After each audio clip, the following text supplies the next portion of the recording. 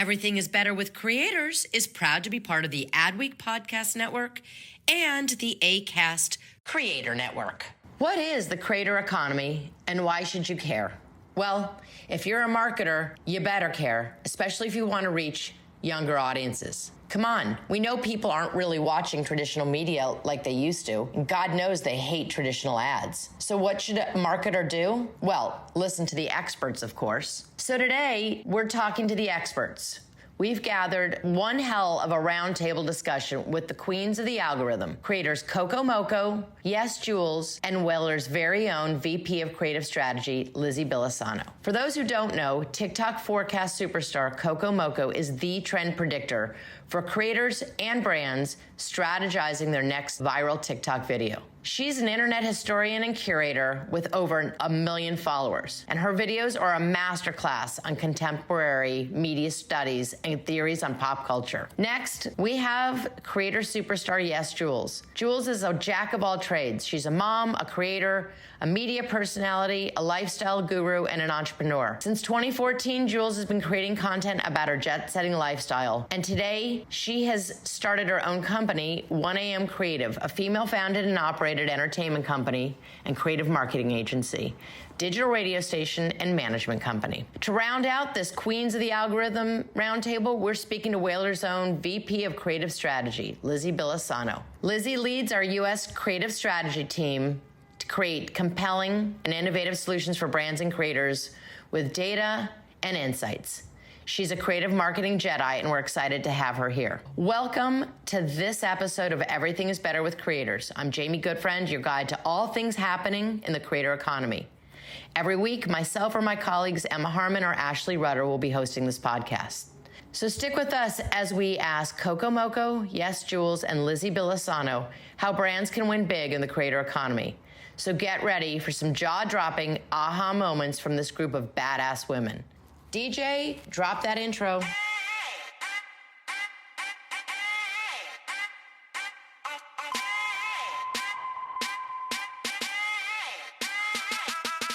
Everything is Better with Creators, the podcast that takes a deep dive into all things creator economy. Produced and presented by Whalar. Whalar, we power the creator economy. With your hosts Ashley Rudder, Emma Harmon, Jamie Goodfriend, and Marco Bertozzi.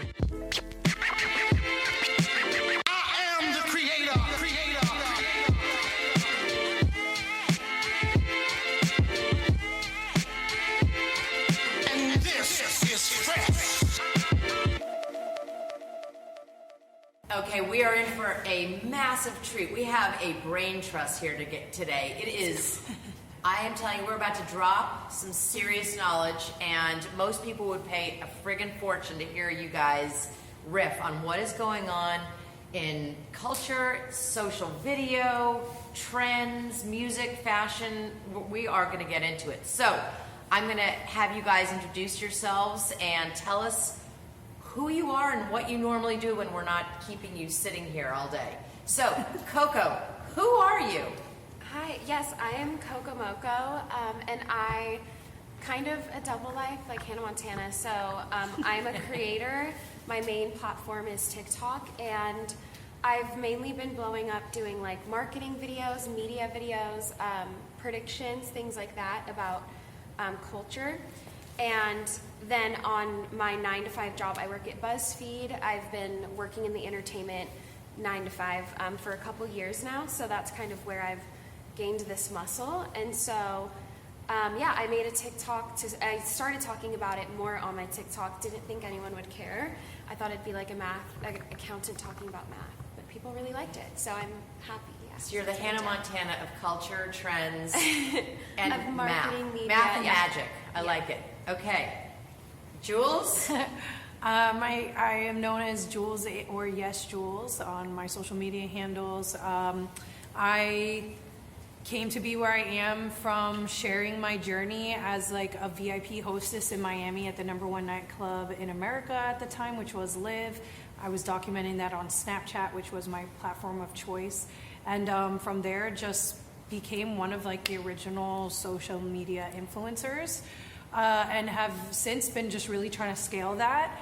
blessing. I started a consultancy and like creative agency. We don't represent talent, but more or less just serve as a connector between the talent and the brands, and just helping to conceptualize experiential events in real life and like digital marketing campaigns, no like outdoor media or anything like that. But yeah, right now I'm kind of, I'm a new mom, so that's my main priority.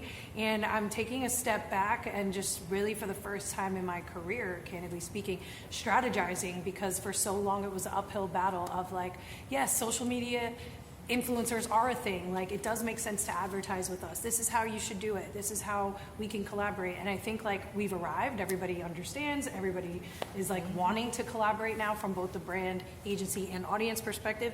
So now I'm just seeing like what's the next big move for me, and just trying to differentiate between which platforms to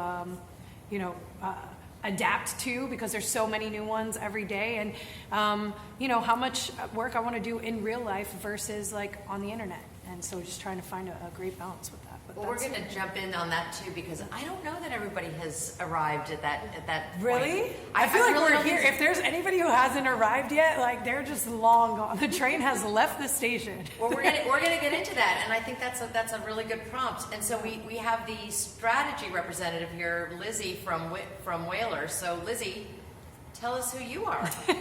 I am Lizzy with a Y. That's very important to me, Bilasano.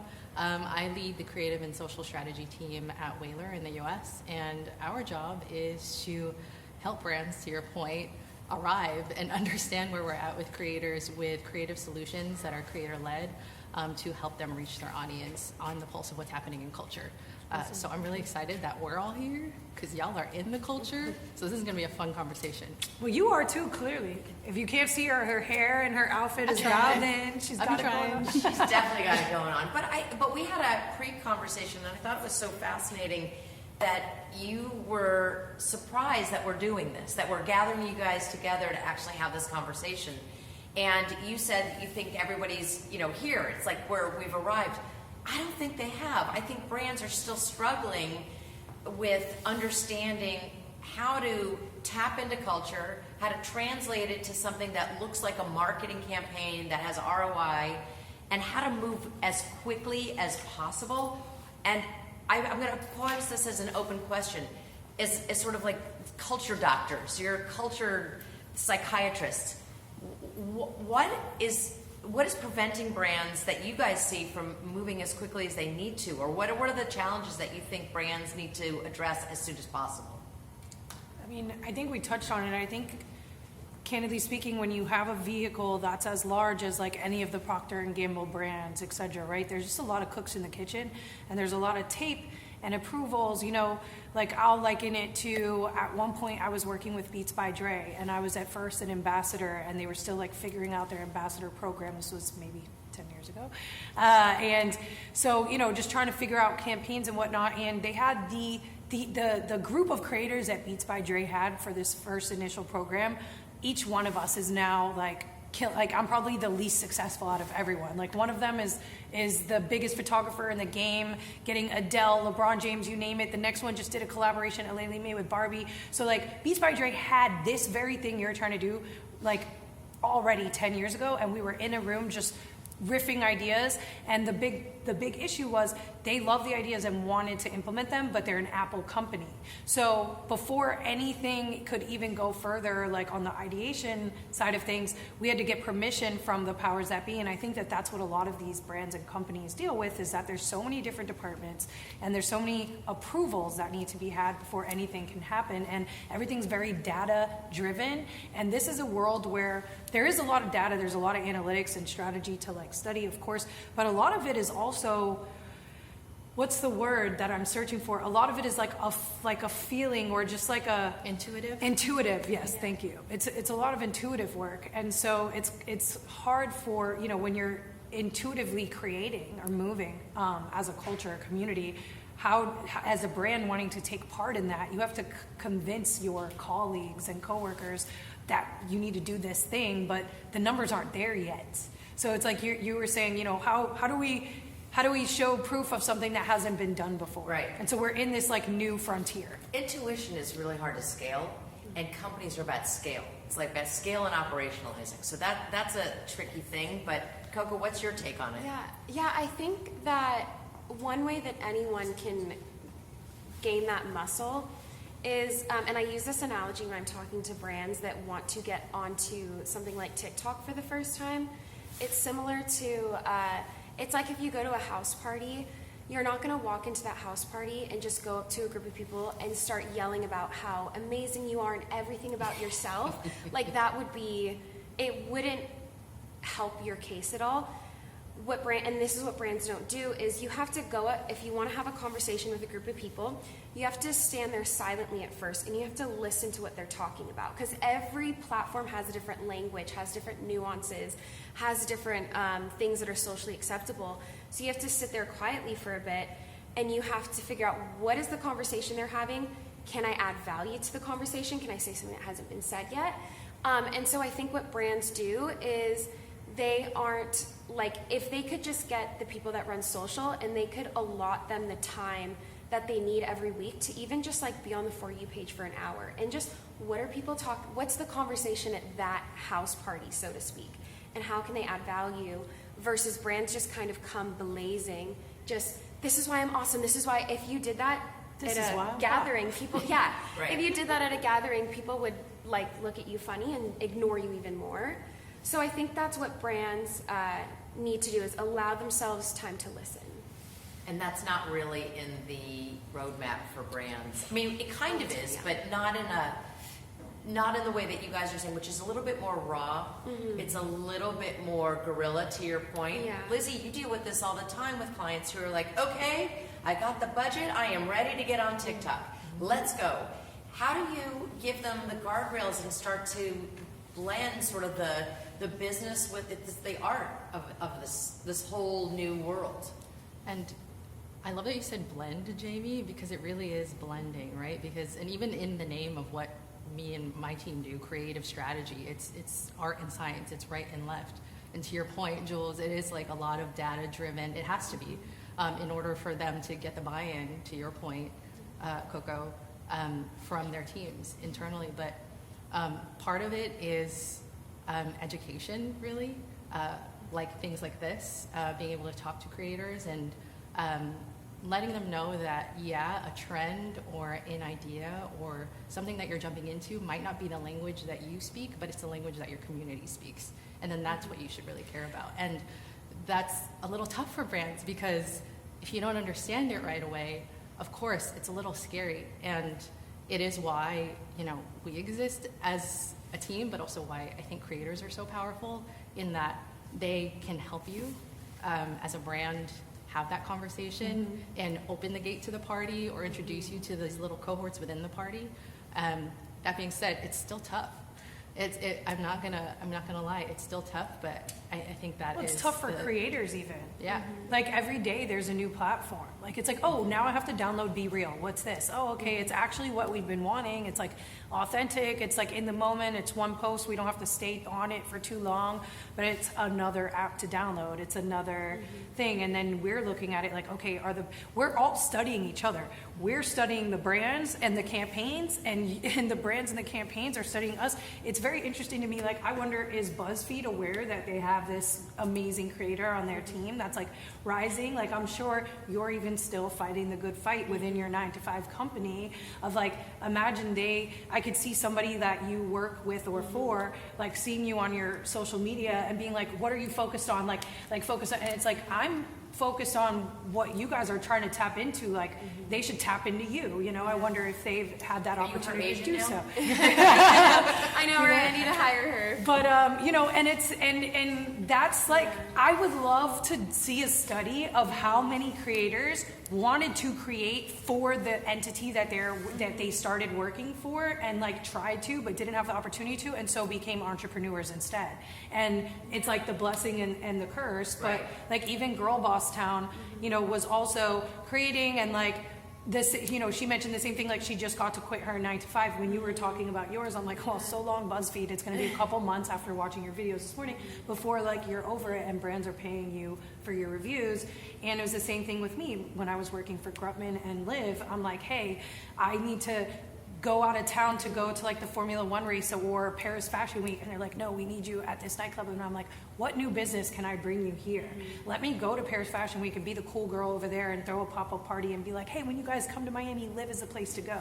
You know, and now they're implementing that kind of thing with their VIP directors. But like 10 years ago, it was still like, you know, a difficult conversation. But that's so not in the ethos of how organizations are structured. And so that's so not in the ethos of how organizations are structured. And so I know, like, and I've seen a lot of conversations with brands and creators, and the creators always say, here's what you need to do to be successful. Don't control us. Don't mandate the brief. Don't, tell us what to do. Okay, so that's what the creators say, and they're not wrong. But having been on the brand side and being a little bit older and being responsible and strategy. Well, but the idea is that I'm responsible to a CEO or a shareholder or a CFO, God forbid, and I'm looking at this and I'm rolling my eyes going, oh, for God's sake, do you know what it's like to you have no empathy for what it's like to be a marketer and to have these responsibilities. So the point is that everyone's coming at it from their own lived experience, but what I think is the opportunity that is acceptable and more comfortable is to think about it, kind of what Coco was saying, is that there are all these worlds out there, and what a brand can do, because brands need to grow. So you're going to grow by either retaining your audience and having them buy more, or you're going to find net new audiences. And in order to do that, one of the most powerful things you can do is to work with creators and source the ideas and the concepts and the stories directly from the communities that you're trying to reach. And that is the combination, and that is the beginning of really listening. Yes, you can have data. Yes, you can have guidance. But you guys, what you were saying is like, you study this. This is a science. This is not you guys like sitting around going, woo, this is what's happening on TikTok. I mean, so let's just talk about that for a second. What are you guys seeing right now on social video? Doesn't even just have to be on TikTok. Like we were talking before about the darkness. Like there's a shift in culture right now that's very dark for obvious reasons. Let's like, what would you tell a brand that they should be listening to and thinking about? Jamie, you already know I'm obsessed with talking about the darkness and just what it means, because as a whole, I think, and it's not just Gen Z or millennials, we all are. Human nature. Yeah, we're all obsessed with the darkness in some way, shape, or form. And ironically enough, it's because reality is so dark as it is, we find decompression in the darkness in some way, whether it's a true crime podcast or TikTok accounts based on true crime podcasts or TikTok accounts where they're sharing fake mysteries with each other. And even in the mainstream right now, there's a new show on Netflix called The Watcher that's based on a very scary true story about a family in New Jersey, and people are eating it up. And so Jeffrey Dahmer's the #1 yes. premiere on Netflix, or #2. It's and it's insane. Creepy. And of course, like to a brand, you say, oh, people decompress in the darkness. Now that is totally scary, but it's not necessarily that it's dark. It's that it's real and it's an honest conversation about something that we're going through. And Jamie and I were talking about this, I think, for weeks on end about Apple, even the Apple iPhone event and the Apple Watch. Usually it's flashy and positive, but this time it was bringing to light features like SOS, something to track your heart rate to tell you if you have an illness, car crash indication. And these are things that are very scary.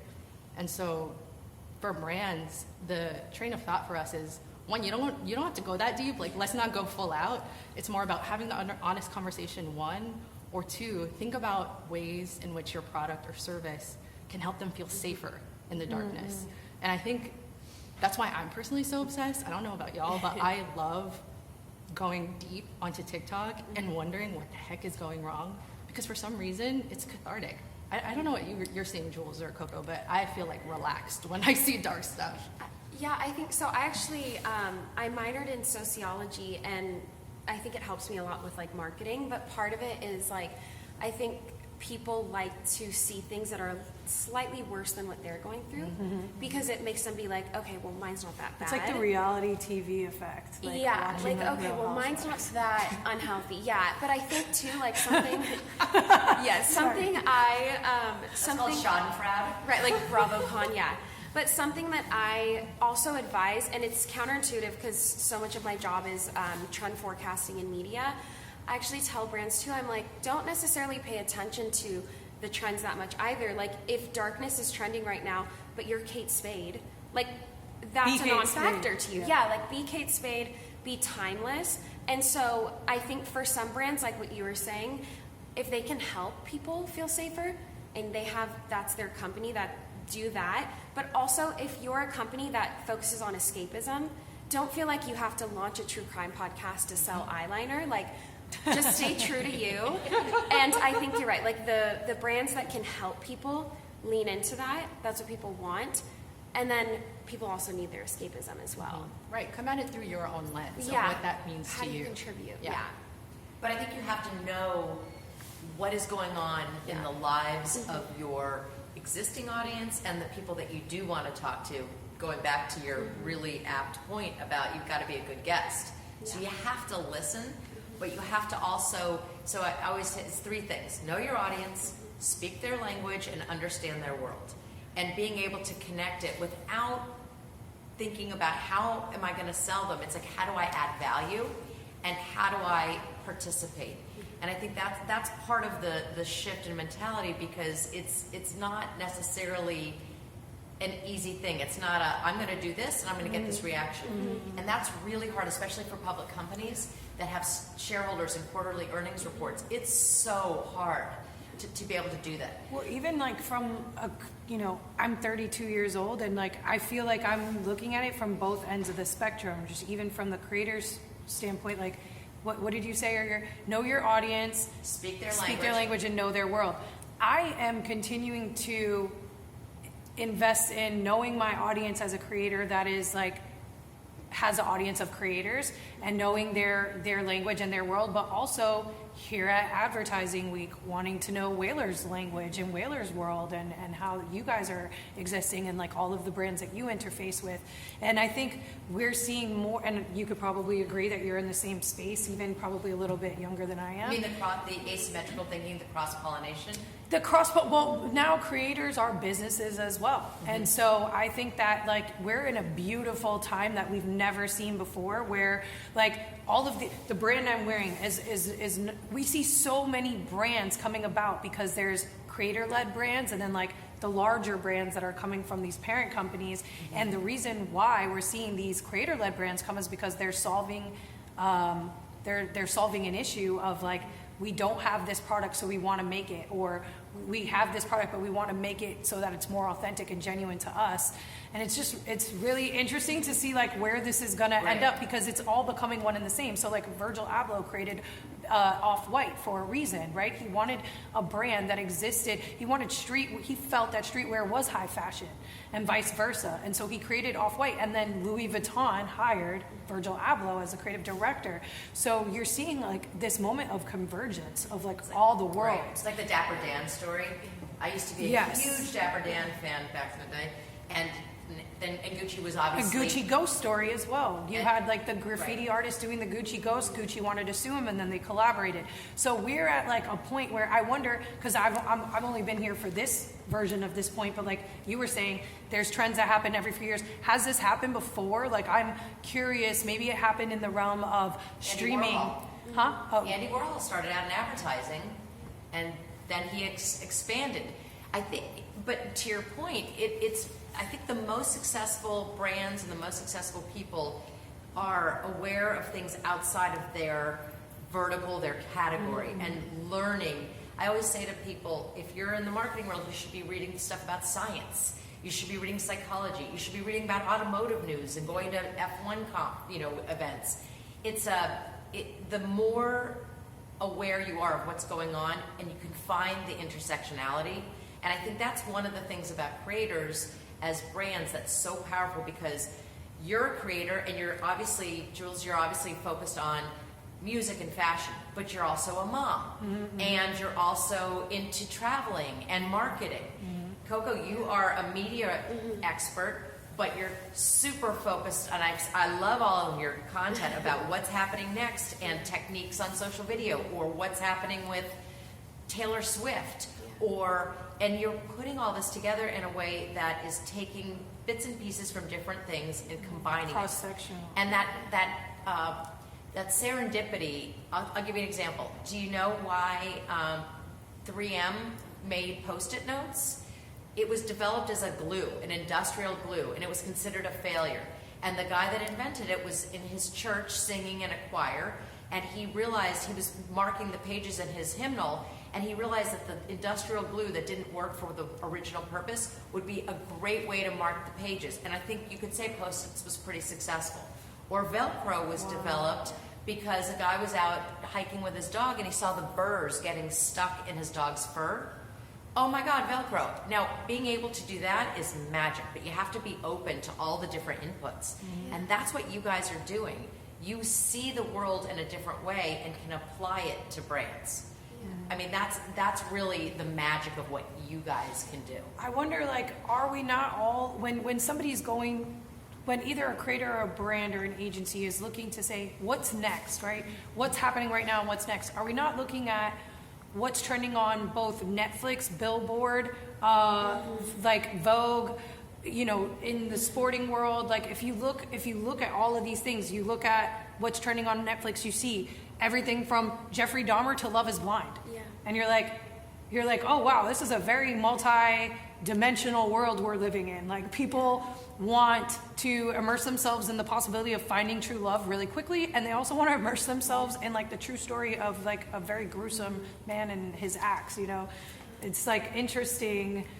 I don't feel like there's ever like one trend that can cover everything that's happening. Like, oh, it's clean and overproduced content. Well, it's like, yeah, that's cool, but it's also this gritty, grungy vibe. You know, it's like the clean look and then the wet look. So I'm a brand, I'm listening to you guys, and I'm terrified. Where's the starting point? So yeah, I think that so much of it is it's a numbers game. So giving yourself grace as a brand and doing, I would say, low lift things. Like, especially brands, they think they have to get on something like TikTok and make a Steven Spielberg film. And I work with people who, for one TikTok idea, they have like 3 Excel sheets. And I'm like, the user doesn't care about how many Excel sheets you have. They just want a good video, and that will bring your costs down. If you think of, instead of putting $100,000 into one video, let's break that up. Let's make 10 videos that maybe costed nothing. You know, you just do it really easy. And so it's a numbers game. Low lift, audience doesn't care about all of the moving parts behind the scenes. And also, I always say a good new format had 30 failed videos to get there. And like, it's almost like looking in a crystal ball. If you could look in a crystal ball and it'd say, your 27th TikTok as a brand is gonna be the one that launches a new campaign that gets you all about Gen Z and Gen Alpha loving you, you're not gonna post one TikTok a year. It's gonna take you half of a lifetime. You post one a day, you post one a day, you're gonna get there in a month. It's like failing upwards, like the examples you were giving.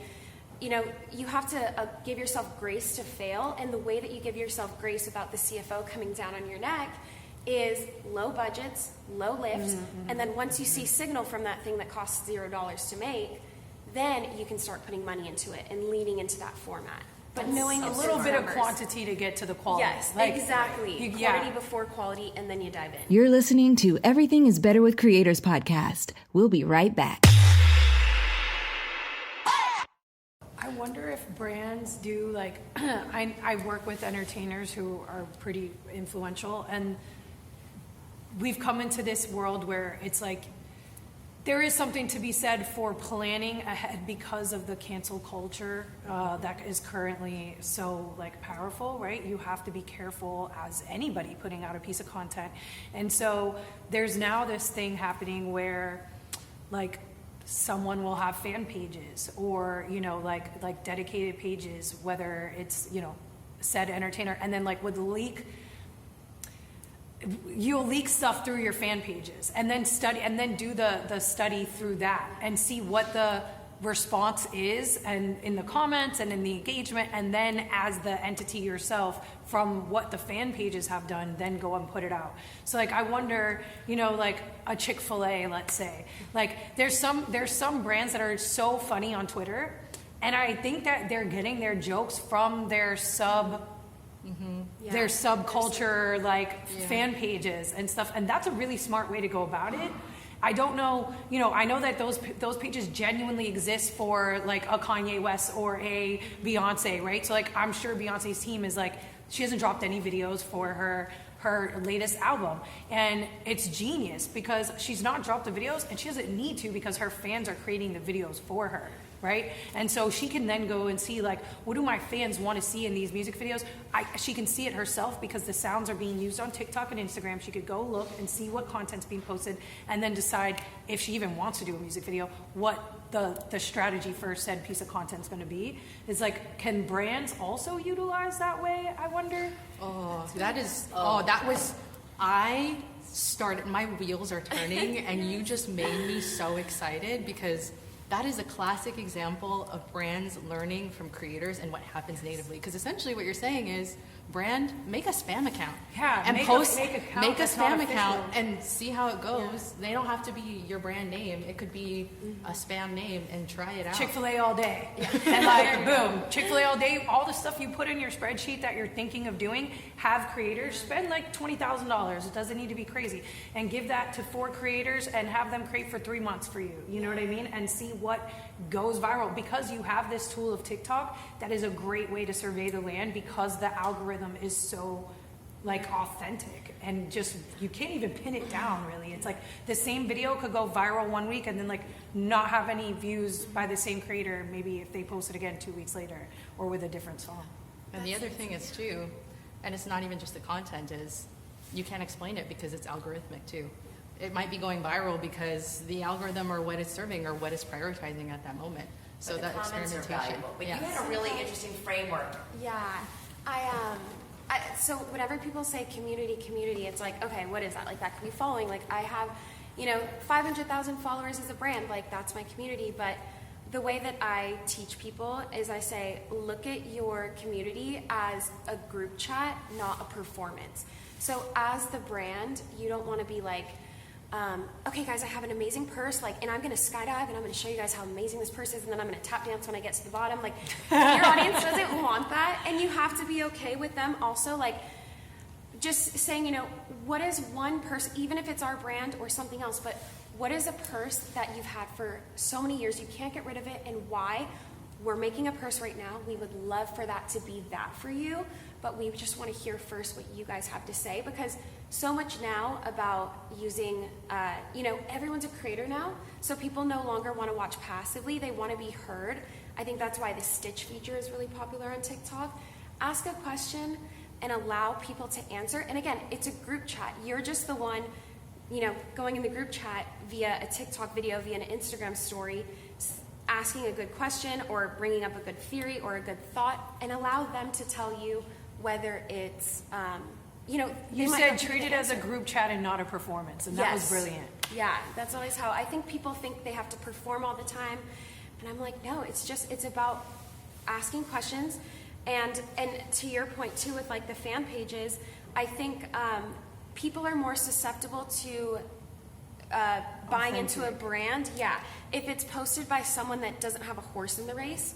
And I believe it's Dunkin' right now that they are now, when people get hired, they are teaching their employees, if they want to, how to post about Dunkin' on their socials. Love that. And so they're taking, they're giving away the power, but then it's a numbers game. So now instead of having to spend a bunch of money on a marketing budget, there's probably going to be mistakes, there's going to be mishaps, but that's okay. They're allowing their teammates now that are joining Dunkin' are like their group chat. They're allowing them to contribute. And this leads to the concept and conversation surrounding decentralization in Web3, because for those people who it seems so far and so hard to understand, this is what it is. It's simply utilizing your community and having a way to do so strategically, whether that be through Discord, an NFT, a coin system, right? It's involving your community in decision making, DAOs, etc. So the fact that we have our first ever Web3 organized festival is just crazy to me. We do, for the people that don't know. Yeah, so Superfest is a project in Web3. I'm an industry insider on that project, but essentially, it's the first time ever that to my knowledge, that a festival is being, like, the performers on the festival are being chosen by the people buying the tickets. And it's like, it is such a, wow, why didn't we think about that a long time ago? Like, the people who buy instead of booking an act for $1 million and hoping that people buy the tickets, you sell the tickets to the festival, and anyone who bought the tickets to the festival now vote on the performers. And so they're invested, and not only the performers, but the flyer and the activations at the show, and like, they're deciding what food they want, what drinks they, and this is the new frontier.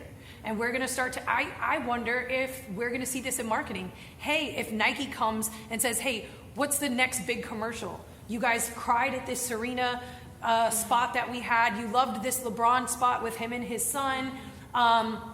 What's next? What would you like to see from us next? And let the audience tell you what the campaign should be. We used to call this venture consumers because it's the idea that passive versus active. And I think that the Web3 of it all allows people to have a stake, and because what people want is they want to be treated like investors. Mm-hmm. I'm not just a passive consumer. If I'm giving you my money, I'm investing in your brand, and so now I want to have some kind of say in the direction. And for most marketers or most product people, the idea, I don't know what Steve Jobs would say about that, right? I mean, so it's not going to work for everything. But for a festival, I just think it's an interesting, what you guys are identifying is something that I hadn't thought of, many things I hadn't thought of, but it's not just understanding what the trends are, like the darkness or the fact that, and we'll talk about like soft life or whatever, it's the process. You guys are identifying new frameworks for brands to go to market. And that to me is what Lizzy was saying about getting excited. I was like, oh my God, that's gold.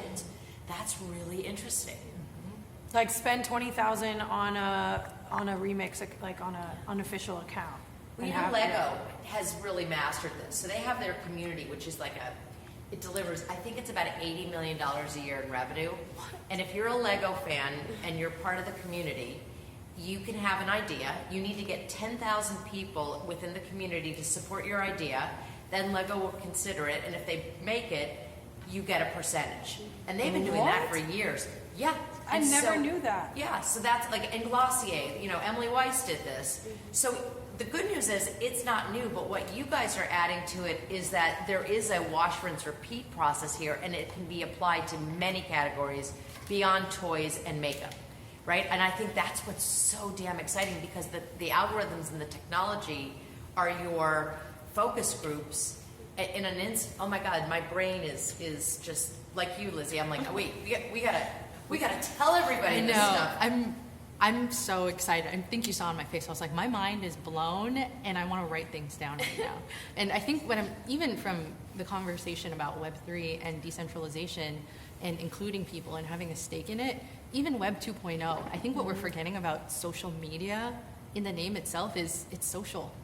And social means it's a conversation, and it's a two-way street. And in the way it's evolved, it isn't a two-way conversation or a group chat, to your point, Coco. It's more of, I'm talking at you and it's one direction, and that's not the way to be social on social media or have that conversation. And the hope is that Web3 will hopefully remind us of the fundamentals of what it is to connect with communities. Mm-hmm. But my mind is, I'm excited. I think this is great. This is amazing. Yeah. Okay, so we're going to let you guys do some other fun things today, but let's do a quick round robin of stuff you're seeing that's fun. It could be what's Taylor Swift's thing. I know you guys think about this all the time. So say I'm your client. Tell me a couple things that I need to know, or that if I'm going to a cocktail party tonight, I'm going to say, and people are going to be like, no way. So help me look cool. Yeah, so something that's hard, I know. Right. Something I've been really fascinated by, and I think it's kind of the new thing as well. And this is a scary word even to myself, but live streaming. But it does, and I know brands, they want it to be, and I get that. But it doesn't have, I always say live streaming is about companionship, not entertainment. It's like when I put on Real Housewives when I'm doing chores, I'm not really watching for the plot line. I just want to be in the room with someone. I just want to hear them talking. And so living, there's a few creators. One girl, her name's Jemima June. She was just on Jimmy Fallon. every Thursday through Sunday, she works at a popular bar in Nashville. She just puts her phone in the corner and she just live streams. I don't even think she looks at the camera for on which hours. TikTok. Okay. And she has been on Jimmy Fallon for it. And so even if it's, I know there's one brand that I was on a podcast and they were talking about it where the founder, she makes lip glosses and she just live streams herself putting the gloss in the tubes when she's she's not even talking to the camera. And people just tune in because I think they just like that companionship. So, and it doesn't have to be sticking a GoPro to your head and filming yourself sleeping and eating. It can be intentional. If you have an hour, where you're in the you're doing something that might be interesting or passive, where you feel like as a brand you can show that side. Maybe you're testing different eyeliner tricks with your new eyeliner. Just live stream for an hour, and I think people, again, it's that companionship, and it gives people community. And I went live recently, and I didn't realize how many people would start calling in, and I really underestimated my audience. I thought it's going to be trolls, and we're talking about the Try Guys situation, and people just started calling in, and I thought, okay, calling in on TikTok? decline. Yeah, so people can call in, and then they show up on the corner. And celebrities are now doing lives with people like It's Iconic. Madonna was on it. But anyway, so I had people calling in. I was going, decline. I go, people are just trolling. Finally, I said, I'm going to accept. And the live ended up getting almost 60,000 viewers in like 45 minutes because I just let people every 5 minutes, I would answer the phone for someone new. Their thing would pop up. They didn't even have to show their face.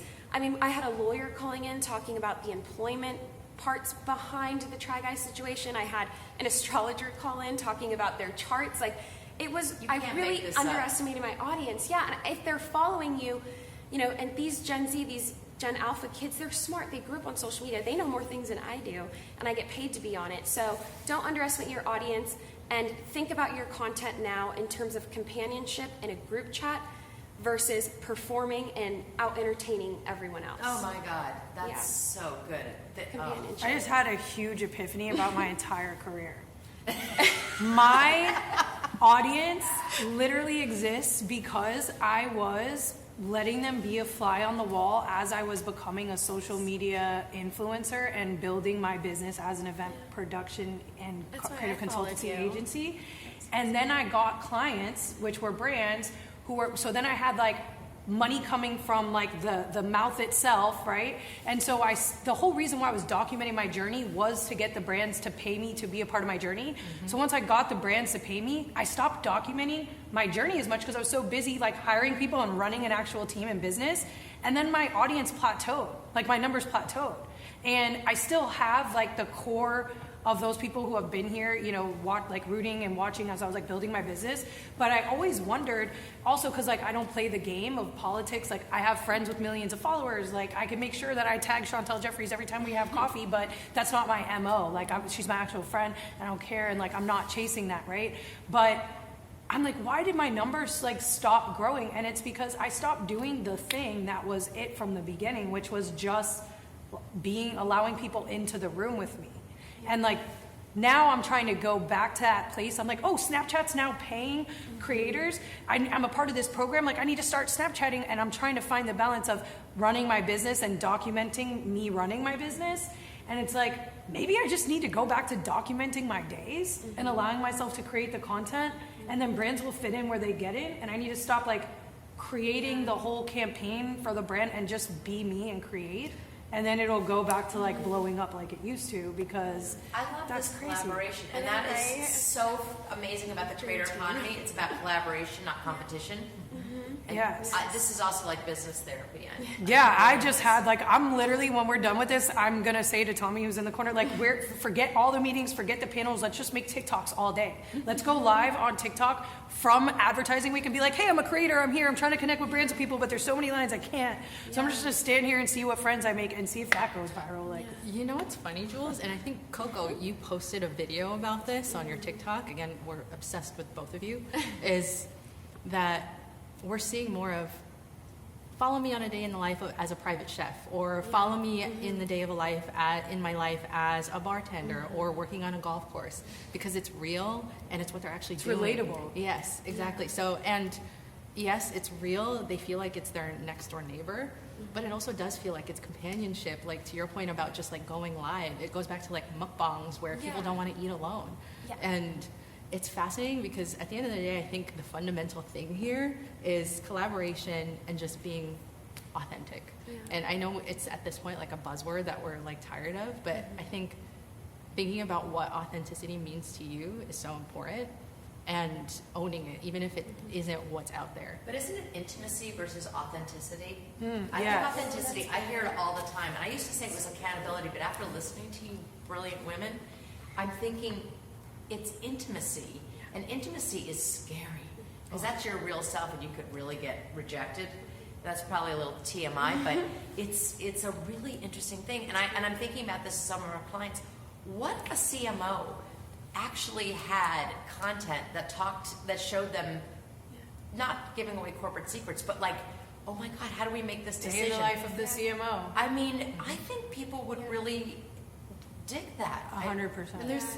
And it's so funny because we've been talking about how people are being intentionally cringe or intentionally like TMI on the internet.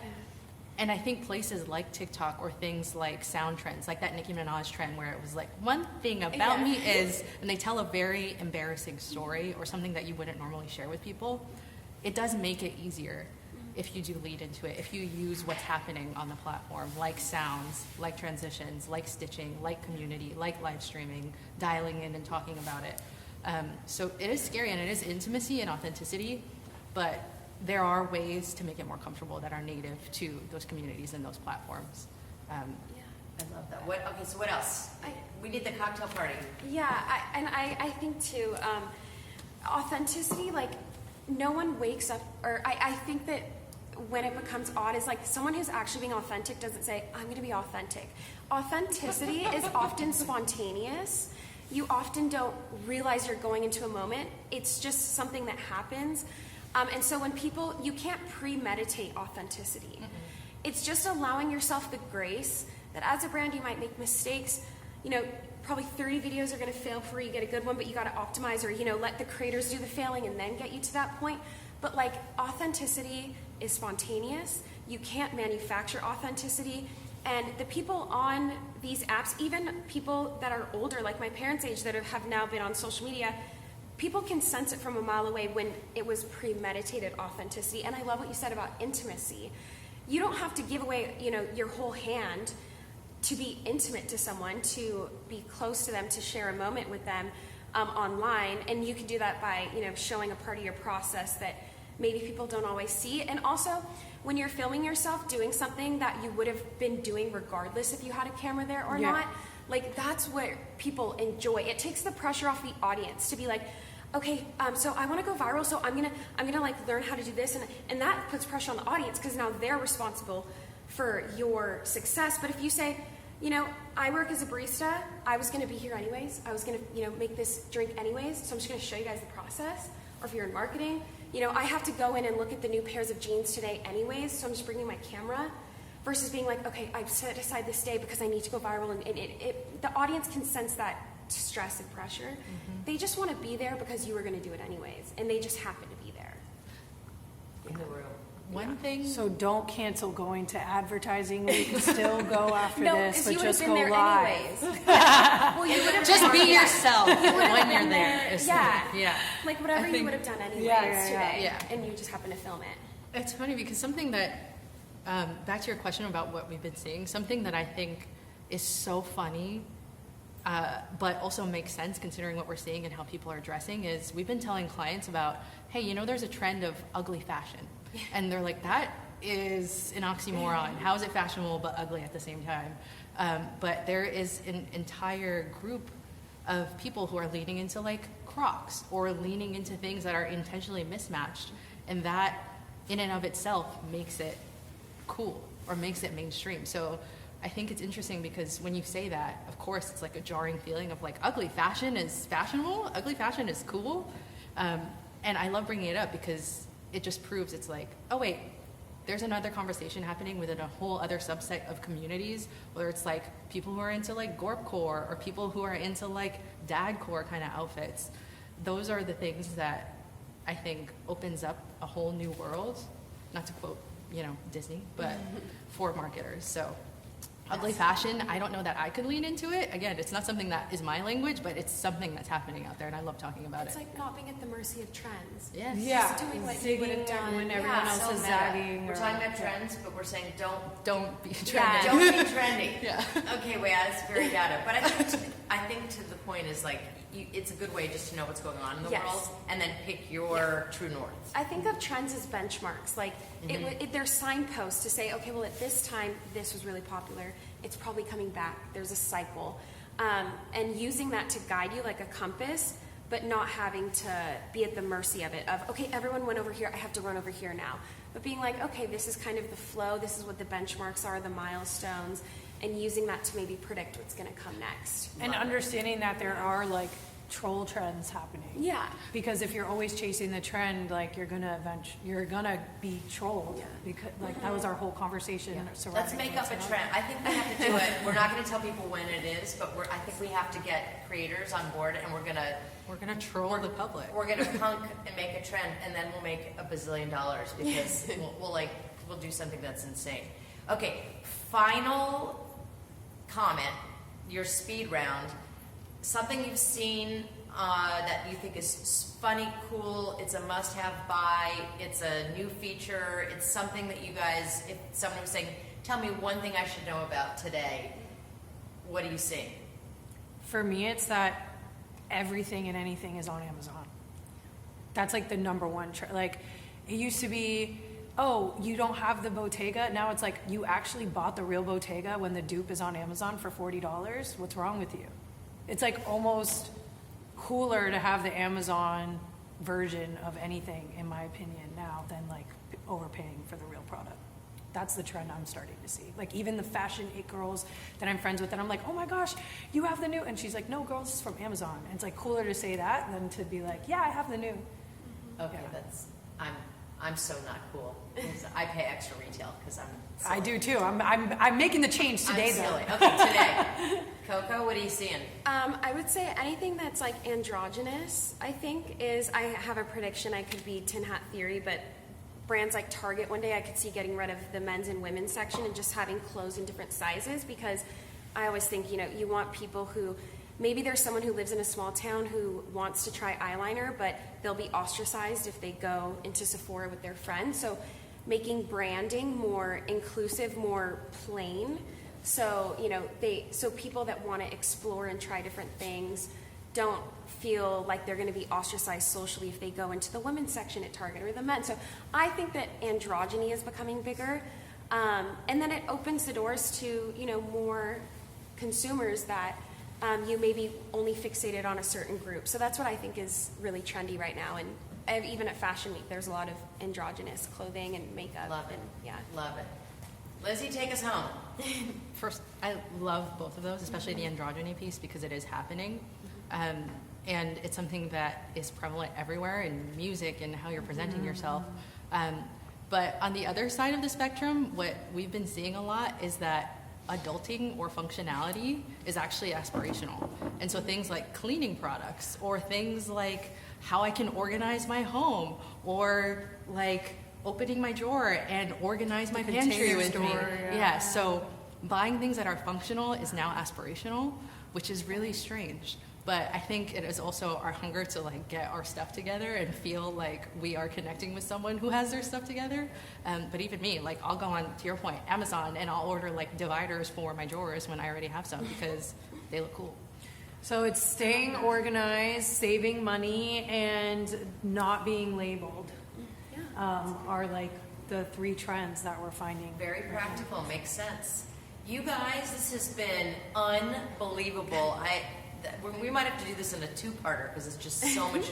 My mind is blown. Thank you so much for your knowledge, your wisdom, your sense of humor, and your insights. Really fantastic. We hope you've enjoyed what you've heard and will come along with us as we navigate this journey to the promised land of the creator economy. Everything is Better with Creators is proud to be part of the Adweek Podcast Network and Acast Creator Network. Make sure to subscribe or follow our show on Apple Podcasts, Spotify, Google, iHeartRadio, or wherever you listen to audio. And of course, we'd love a rating and review if you get the chance. Special thanks to Cocomoeco, YesJulz, and Lizzy Bilasano for joining us. Make sure to check out more from Whalar and all things at the intersection of talent networks, brand partnerships, technology, and creativity at Whalar.com. And follow us on Instagram, Twitter, and LinkedIn. For Everything is Better with Creators, I am Jamie Goodfriend. We'll catch you next time.